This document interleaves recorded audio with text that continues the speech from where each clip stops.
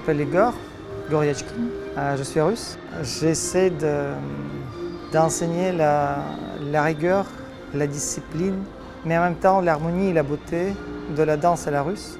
J'espère transmettre ce message à mes élèves. Je viens du ballet Moïsiev.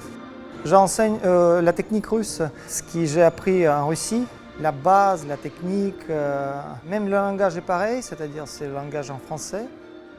Si mes élèves prennent le cours ailleurs avec les professeurs français et après ils viennent à mon cours, je trouve que c'est très enrichissant parce qu'ils découvrent quelque chose de différent, mais toujours en complémentaire avec leur base, avec leur danse et leur savoir-faire.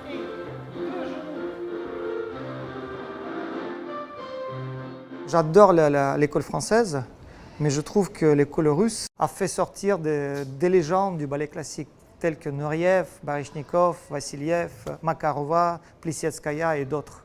On essaie de bien expliquer les mouvements. À la base, donc on explique la technique, mais après on essaie de faire comprendre aux élèves qu'est-ce que ça veut dire la beauté de la danse, qu'est-ce que ça veut dire l'harmonie et la musicalité.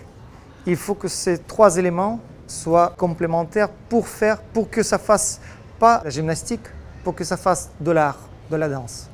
Et c'est très important. C'est-à-dire il y a une différence entre les mouvements gymnastiques et la danse. Et ça, parfois, c'est inexplicable, donc il faut voir.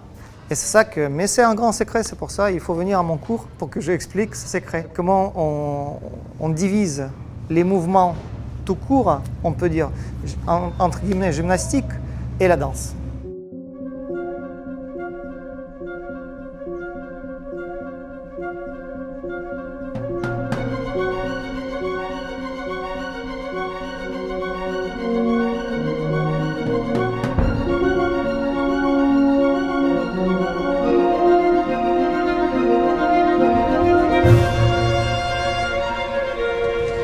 Je m'appelle Annie, je vous dis mon âge, comme ça encourage les jeunes, j'ai 73 ans.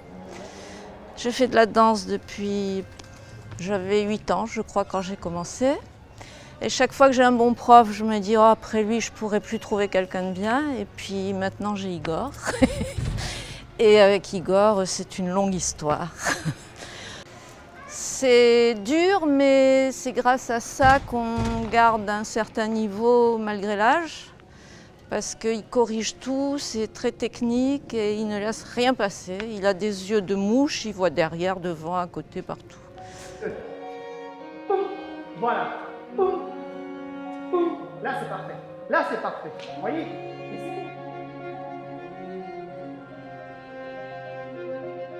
Je m'appelle Florence, je viens de rentrer à Paris. J'étais en Thaïlande pendant 25 ans. J'ai toujours fait de la danse, donc je voulais continuer cette activité. Donc j'ai fait le tour du quartier et j'ai trouvé le dojo. Alors Igor, c'est l'école russe, donc c'est amusant. Il est très rigoureux, il est expansif, donc c'est un cours amusant et on y prend un grand plaisir. Il fait attention à chacune, donc ça c'est très bien, il nous corrige une par une, mais il le fait avec humour, donc ça a un côté très sympa.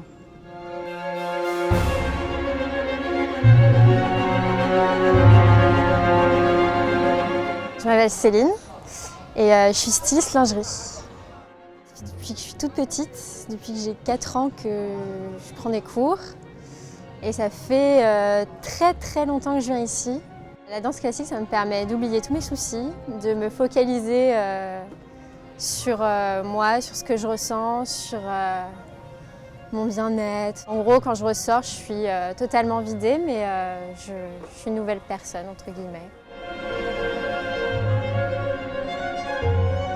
Je m'appelle Marie, j'ai 28 ans, je travaille à la radio, à France Info et je fais de la danse au dojo depuis que j'ai 7-8 ans.